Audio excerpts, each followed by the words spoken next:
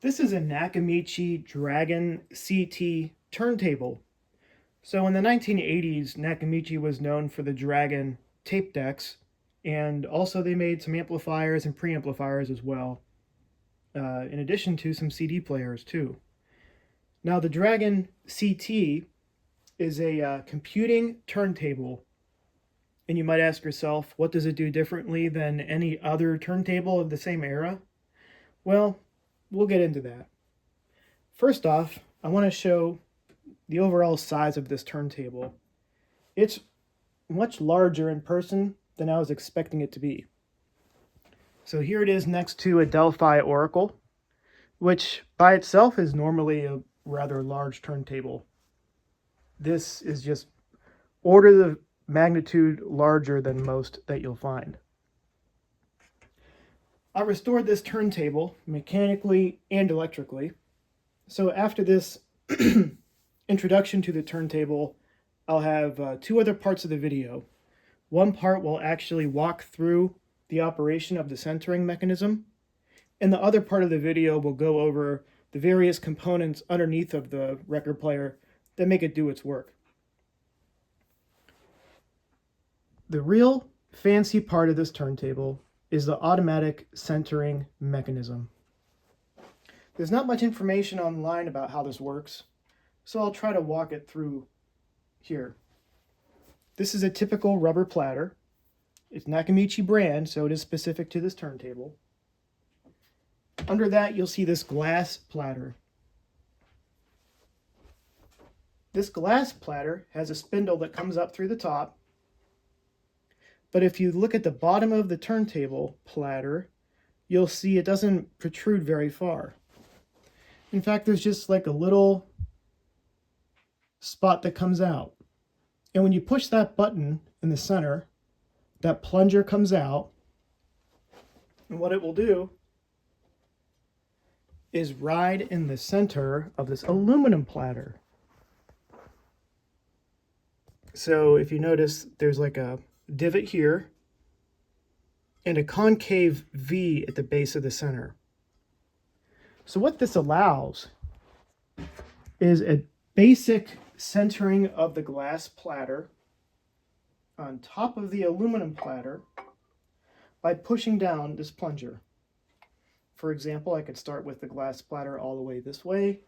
I'll push the button and the whole glass shifts this way. And it moves in 360 degrees. So while this turntable is operating, it's measuring the difference in the concentricity of the center endless groove of the record. It determines where it's out of round. It actually stops the platter, and then a little finger comes out and nudges the glass platter over. It's a real feat of engineering how it was accomplished. I'm testing out the absolute center search system on my Nakamichi Dragon CT turntable. We'll turn it on.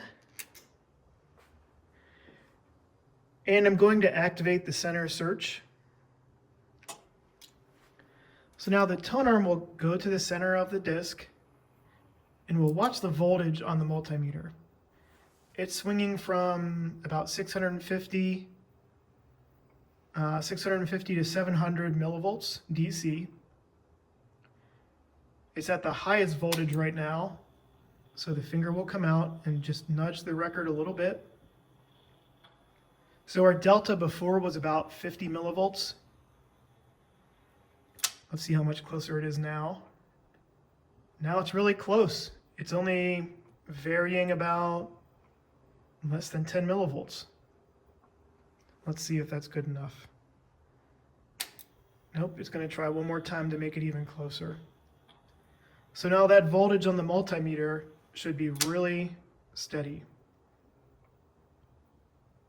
Yeah, I mean, it's only changing by about 4 millivolts. Then the tone arm will go back, and the absolute center search function is over.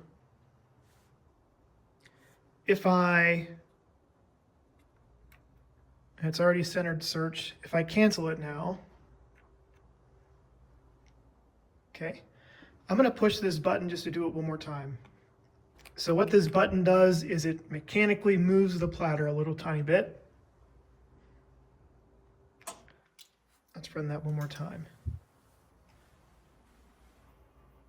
All right, as it reads the center of the groove, it's about 70 millivolts swing right now.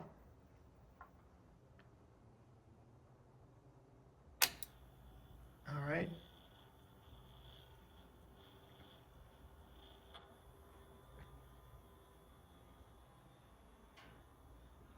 So now we're at 694, up to 700. So we are around like 6 millivolts of a swing, and that's close enough this time. So I've learned that in some cases it will fix the record on the first try, and other cases it'll take 2 attempts. And I think that error is really just a byproduct of the style of mechanism that it uses. So that gear turns and that finger rides on that eccentric, and it wouldn't take more than maybe 1 degree of a turn on that gear to equate to quite a bit of a deflection up top. From what I've seen, it should find the center within 3 tries. And right now it's getting it on the second try every time, and sometimes on the first, like we just saw. And then finally, for the operation of this, it is a semi-automatic turntable. If we pick a spot here, lower the Q, this will automatically return the tone arm and also stop the record at the same time. I have quartz locked on. I'm going to turn off, and now I can play with the speed. I'll turn the quartz back on again. It'll lock it in. And we're still in the absolute center because we haven't changed anything.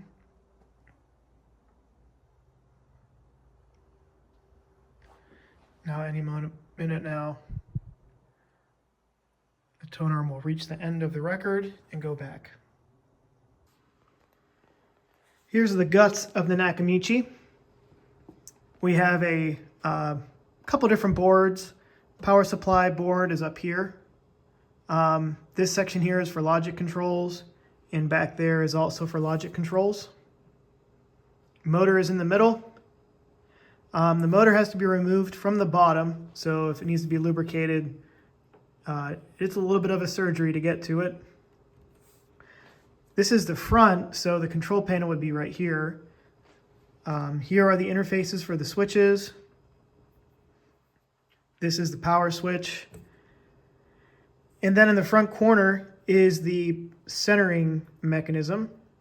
We have a worm drive that turns a set of gear trains into this main gear, which has an eccentric hub on it.